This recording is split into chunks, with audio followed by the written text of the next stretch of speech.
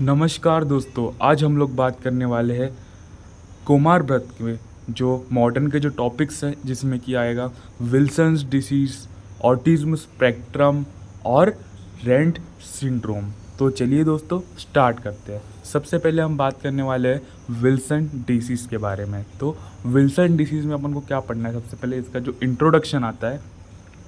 Wilson disease is rare inherited disorder that can cause liver damage and other life threatening condition। तो ये rarely होने वाली disease है, बच्चों में भी बहुत कॉमन नहीं मिलती है, बहुत रेयरली मिलती है और ये क्या करती है, लीवर को डैमेज करती है।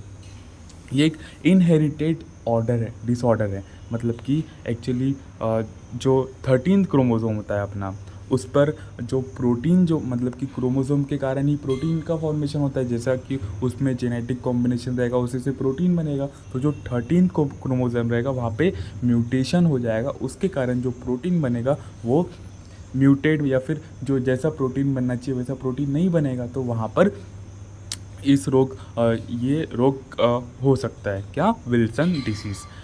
Where the child has Wilson disease the liver is unable to excrete copper found in many cells. तो जो वहाँ पर जो प्रोटीन बन रहा है, जो लीवर में जो प्रोटीन बन रहा है वो कॉपर को एक्सक्रीट नहीं कर पा रहा है, तो उसको स्टोर कर ले रहा है। मतलब कि कॉपर का स्टोरेज हो रहा है, कहाँ पर, लीवर में कॉपर का स्टोरेज हो रहा है। The copper build up in the liver and cause progressive damage.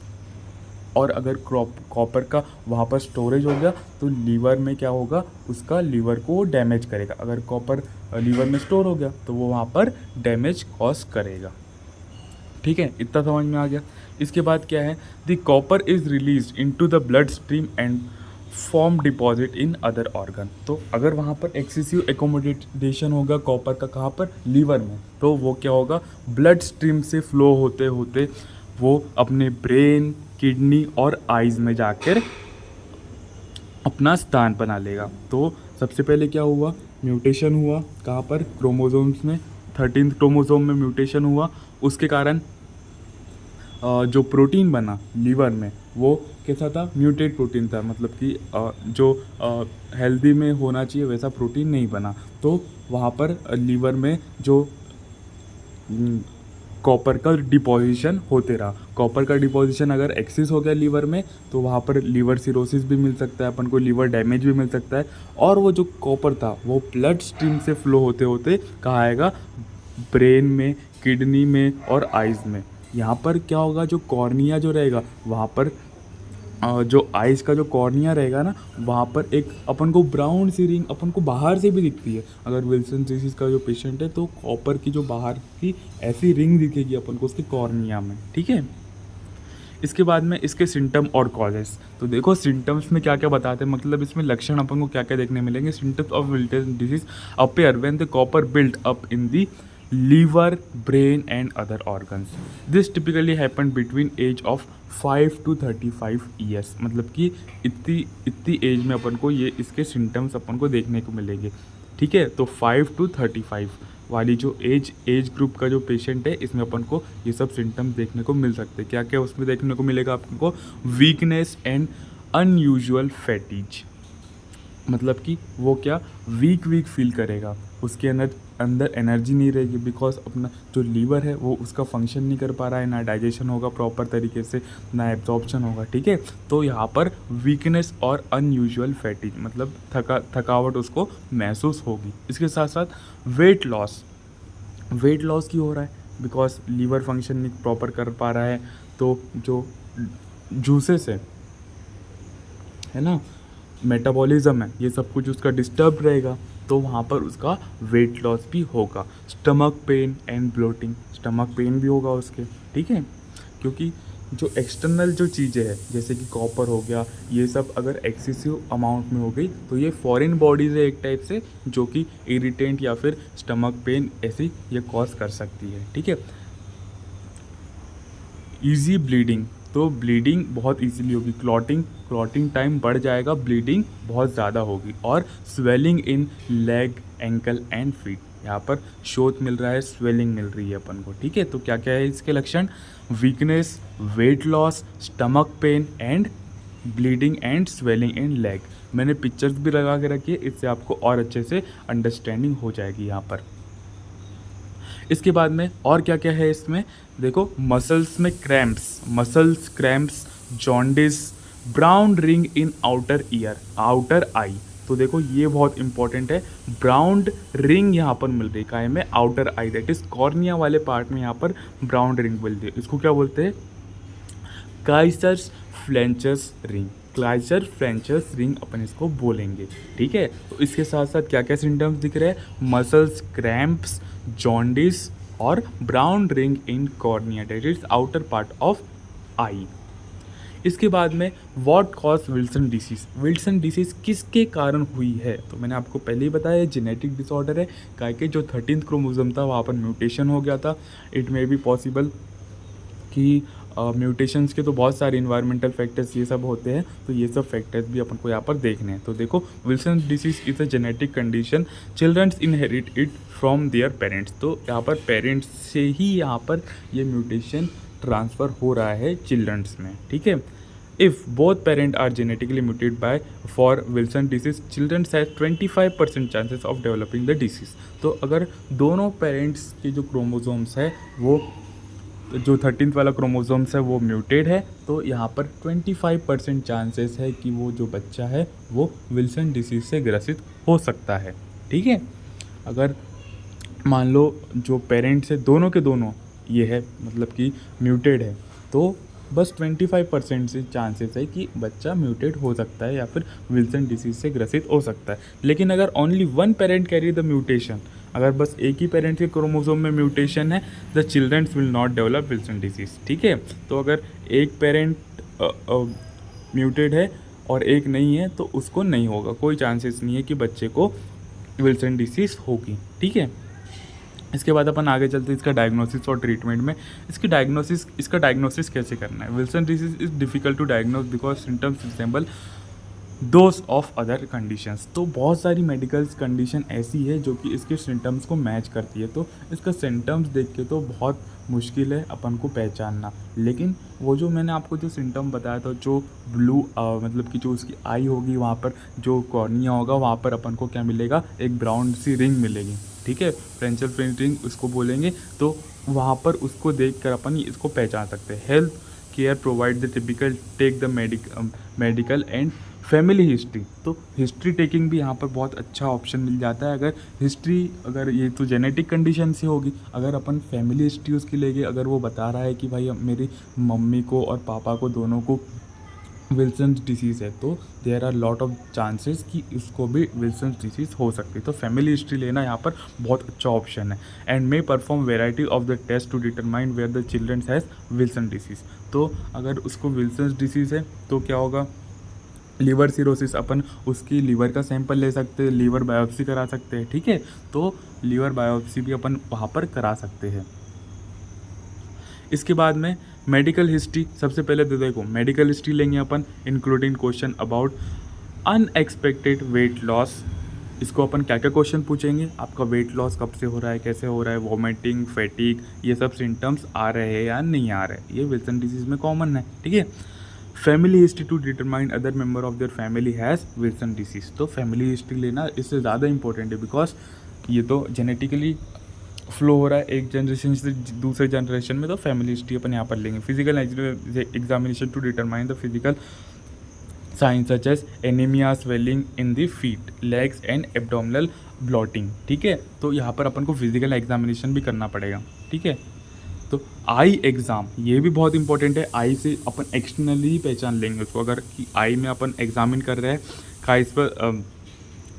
Kaiser फ्लेंचिंग ring अगर अपन को वहाँ पर मिल रही है तो वहाँ पर बहुत ज़्यादा चांसेस है, मतलब कि क्या मतलब कि चांसेस ही है, क्योंकि वहाँ पर कॉपर के डिपोजिशन के कारण हो रही है। कॉपर काय में जा रहा है, ब्लड स्ट्रीम, मतलब कि लीवर से ब्लड स्ट्रीम से होते हुए आइज़, ब्रेन, ये सब ऑर्गन्स में जा रहा है, तो वहाँ पर आई में अपन को ब्राउन कलर की रिंग मिलेगी। ठीक है, liver biopsy to determine amount of copper in liver. तो मैंने आपको लीवर बायोप्सी पहले ही बता दिया था, क्योंकि सबसे पहले कहाँ पे अकोमोडेशन हो रहा है, कॉपर का लीवर में। ठीक है, इसके बाद में urine analysis to look at high level of copper in urine. तो अगर ओवरऑल लेवल बढ़ा हुआ है कॉपर का अपने शरीर में, तो यूरिन में भी वो आएगा। ठीक है, तो यूरिन एनालिसिस का सैंपल भी अपन को देना है। इसके बाद में ब्लड टेस्ट भी कराएंगे। ठीक है, तो जो कॉपर का जो प्रोटीन है वहाँ पर अपन को मिलेगा। How is Wilson disease treated, तो इसका ट्रीटमेंट कैसे करना है, इसका मैनेजमेंट कैसे करना है, अपन वो यहाँ पर देख लेते हैं। Treatment of the Wilson disease involve oral meditation that help the liver to excrete the copper and prevent the accommodation. तो अपन को ऐसी मेडिसिन का यूज़ करना है जो कि अपन को कॉपर को एक्सक्रीट करने में हेल्प करे। जो लीवर है जहाँ पर एकोमोडेशन हो गया है कॉपर का, वहाँ से वो निकलने में हेल्प करे। तो कौन कौन सी मेडिसिन हो सकती है, देखो पेनिसिलामाइन और ट्राइटाइन। ठीक है, ट्राइटाइन, ये 2 मेडिसिन है जो अपन कॉपर को एक्सक्रीट करने के लिए हेल्प करवा सकते हैं। Work by binding copper and causing it to excrete through urine. अपन को ऐसी मेडिसिन यूज़ करना है जो चिलेटिंग एजेंट की तरह यूज़ हो, मतलब कि वो जो कॉपर जो एक्सिस एकोमोडेट हो गया है वहाँ पर उसके साथ साथ बाइंडिंग कर ले और उसको यूरिन के थ्रू बाहर निकाल दे। ठीक है, the clinical recommendation avoid the food that is high in copper. तो अपन को उसको डाइट भी सजेस्ट करनी है, क्योंकि मेडिसिन के साथ साथ डाइट भी बहुत अच्छी काम करेगी। अगर उसको अपन परहेज देते कि आपको हाई कॉपर रिच डाइट नहीं खाना है, तो वहाँ पर बहुत अच्छा इफ़ेक्ट अपन को ट्रीटमेंट में देखने को मिल सकता है। जैसे कि कॉपर रिच डाइट क्या क्या होती है, देखो mushroom, nuts, chocolate, dry fruits, liver और शेल फिश। ठीक है, तो ये डाइट अपन को उसको नहीं देनी है। इसके बाद में उसको जिंक थेरेपी भी करा सकते हैं, क्योंकि जिंक जो होता है वो कॉपर को ब्लॉक कर देता है। Once existing copper is remove from the body, the childrens में be able to switch to zinc therapy. तो एक बार उसके शरीर से कॉपर निकल गया तो फिर भी वहाँ पर कॉपर अकोमोडेशन तो होगा, क्योंकि उसका प्रोटीन ही ख़राब है, तो वहाँ पर वो डिपोजिशन तो होगा ही। तो अपन को तुरंत क्या करा देनी है, वहाँ पर अपन को जिंक थेरेपी करानी है। और क्योंकि zinc help to block the body absorption of copper. Zinc जो है वो कॉपर से अपोजिट वर्क करेगा। जिंक जो कॉपर का एब्जॉर्प्शन है उसको नहीं होने देगा। तो यहाँ पर जिंक थेरेपी आपको याद रखना है। जिंक थेरेपी अपन विल्सन डिसीज़ में एंड में कराएंगे। इसके बाद में आ जाता है अपनी जो next disease that is autism.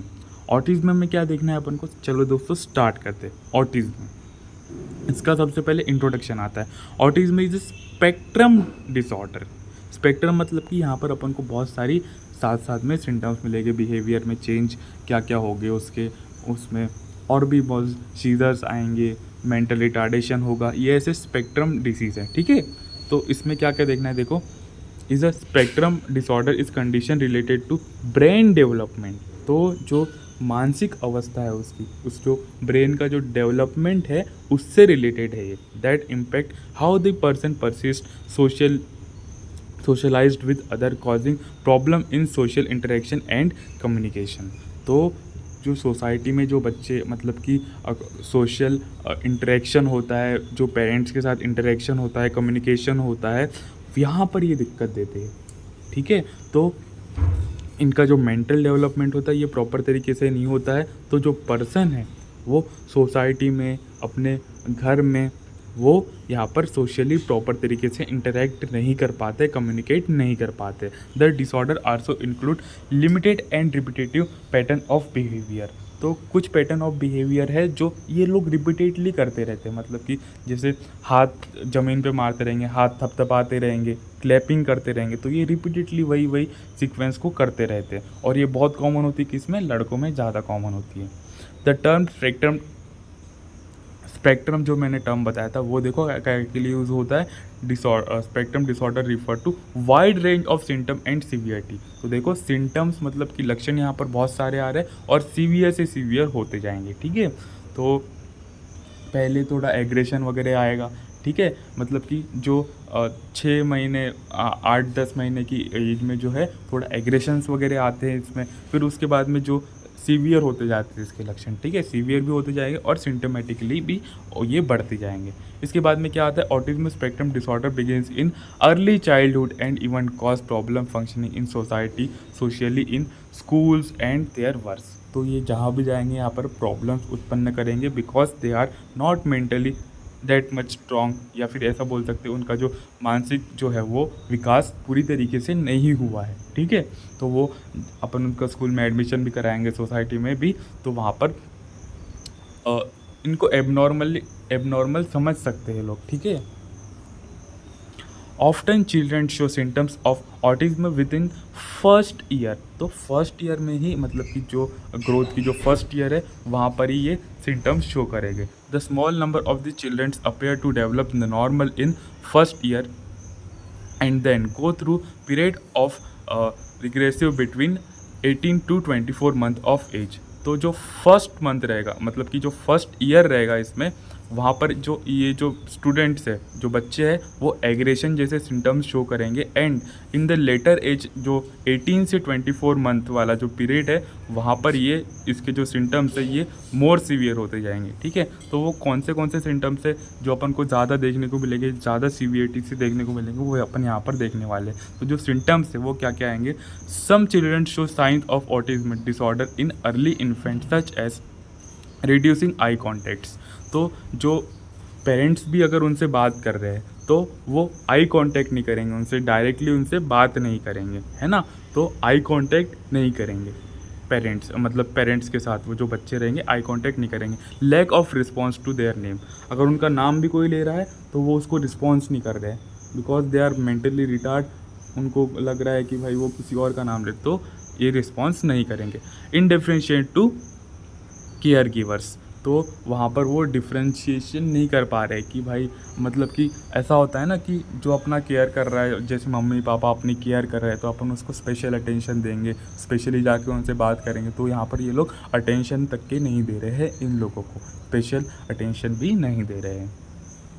तो क्या क्या है, आई कॉन्टेक्ट रिड्यूस हो जाएगा, lack of response to their name और indifferentiation of to care givers. इसके बाद में चिल्ड्रंस में develop normal for first few month और year, but they suddenly withdraw, और मतलब कि पहले के जो कुछ मंथ रहेंगे ना इनके बर्थ के, वो या फिर कुछ मतलब कि ईयर्स ये नॉर्मल रहेंगे, उसके बाद में सडनली विड्रॉ एंड एग्रेशन में आ जाएंगे, ठीक है। मतलब कि ये स्टार्टिंग से बता रहे हैं कि स्टार्टिंग में जब उनका बर्थ हुआ तब ये नॉर्मल थे, फिर सडनली क्या होगा, ये एग्रेसिव हो गए, ठीक है। इसके बाद में लॉस लैंग्वेज स्किल्स, मतलब कि बातचीत जो करने वाली जो स्किल्स है वो भी अच्छे से नहीं कर पाए ये लोग।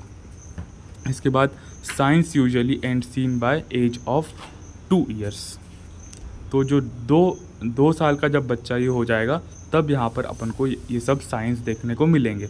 सम children with autism spectrum disorders has difficulty in learning, मतलब कि जब अपन इनका एडमिशन्स वगैरह भी कराएंगे कॉलेजेस स्कूल्स में तो यहाँ पर इनको डिफ़िकल्टी होगी लर्निंग में। Signs of low and normal intelligence and trouble in communication. Social communication and interaction, तो fail to response to his और हर नेम, तो अपन ने देखा था इसके सिम्टम्स में ही कि वहाँ पर जो इसका जब अपन नाम ले रहे थे तो इसको रिस्पॉन्स नहीं कर रहा था, तो कम्युनिकेशन और इंटरेक्शन में ये रिस्पॉन्स नहीं कर रहे थे। Resist cuddling holding, seems to prefer playing alone, retaining into his और हर इन वर्ल्ड, ठीक है। And have poor eye contacts, speak with abnormal tone, rhythm and my sing voice robbed like speech। इसके बाद में बताते हैं कि जो प्रॉपर स्पीच वगैरह ये नहीं कर पा रहे हैं।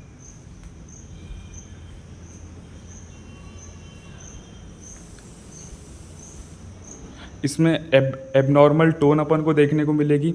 एबनॉर्मल टोन मतलब कि ये अच्छे से बात नहीं करेंगे इनसे, मतलब कि जो एक प्रॉपर टोन होती है, नॉर्मल जो टोन होती है वैसे ये लोग बात नहीं कर पा रहे हैं। रिपीटेडली रिपीट वर्ड्स फेस वेम्पटेज, ठीक है। तो एक ही वर्ड को ये बार बार रिपीट करते जाएंगे, जैसे कि मान लो इनने अपना किसी का नाम लिया तो ये उसी नाम को बार बार लेते जाएंगे, but they don't understand how to use them, ठीक है। Does not appear to understand simple question और डायरेक्शन, तो सिंपल क्वेश्चन को भी अंडरस्टैंड नहीं कर पा रहे, जो कोई भी डायरेक्शंस वगैरह दे रहा है उसको भी ये नहीं समझ पा रहे, because they are mentally retard. इसके बाद में पैटर्न ऑफ बिहेवियर,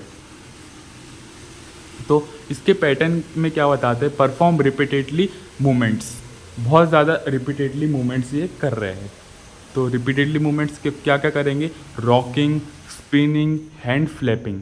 तो रॉकिंग मतलब क्या होगा, झूला झूलना, तो अगर वो झूला झूल रहे हैं तो कंटिन्यूली झूला झूल ही रहे, मतलब कि एक कंटिन्यू जो मूवमेंट है वो प्रॉपरली वैसे ही कर रहे हैं, रिपीटेडली करते जा रहे हैं। स्पिनिंग, गोल घूम रहे तो घूम ही रहे, घूम ही रहे, घूम ही रहे, ठीक है, तो ये रिपीटेडली मूवमेंट कर रहे हैं। और हैंड फ्लैपिंग मतलब कि हाथ पे हाथ मारना, तो ये हाथ मार ही रहे। Perform activities that could cause self harm such as biting और हेड बैंकिंग, तो ऐसी भी एक्टिविटीज़ कर रहे हैं जो कि खुद को हार्म कर सकती है, जैसे कि अपने हाथ को ही काट दिया, अपने जो अंगों है उसको ही काट रहे हैं, खुद से ही काट रहे हैं फालतू में ही, ठीक है।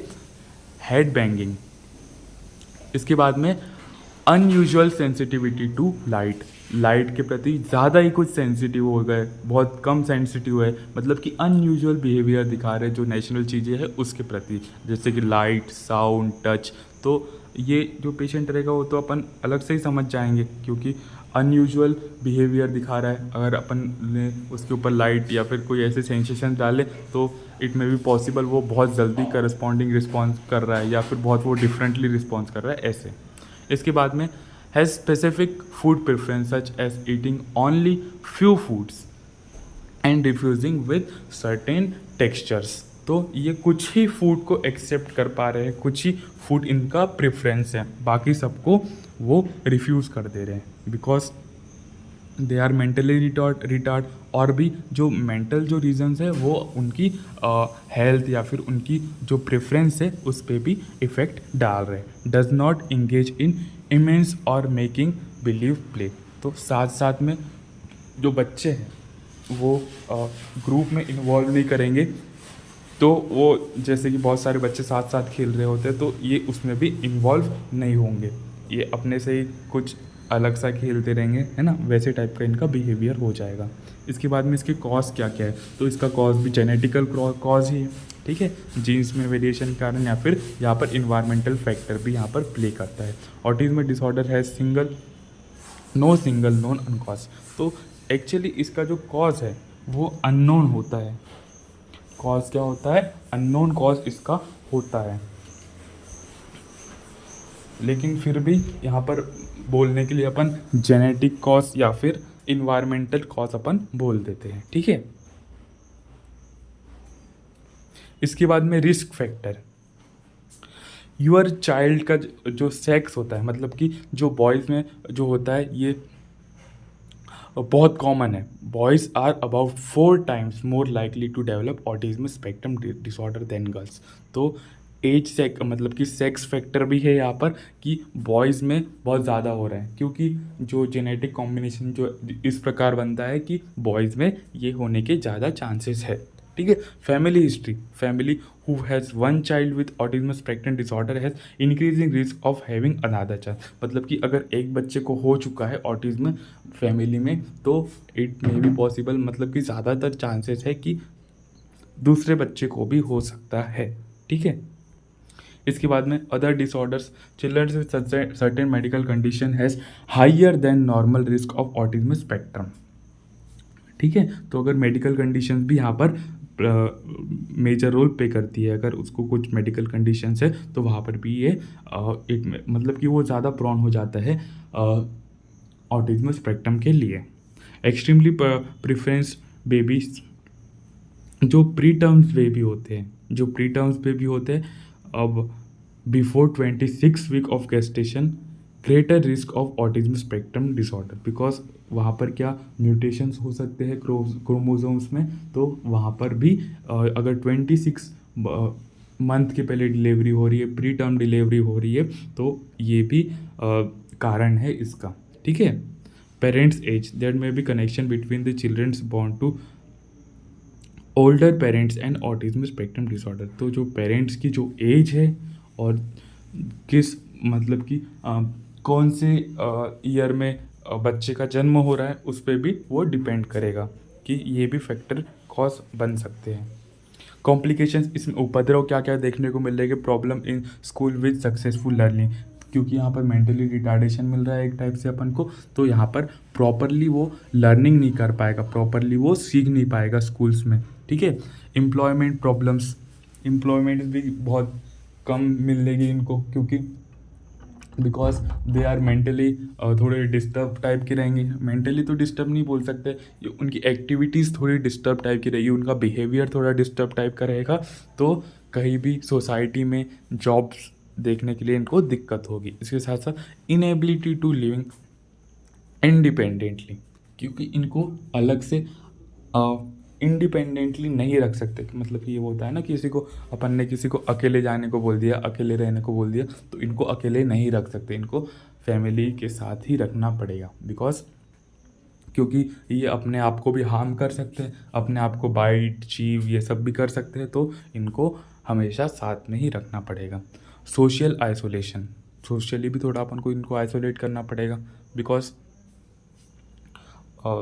ये भी होता है ना कि इज्जत विज्जत की बात होती है, तो सोशली भी इनको थोड़ा आइसोलेट रखते हैं, ठीक है। Stress with in family, family में थोड़ा तनाव बना रहता है। इसके साथ साथ जो विक्टिमाइजेशन एंड बीइंग बुलिस्ड।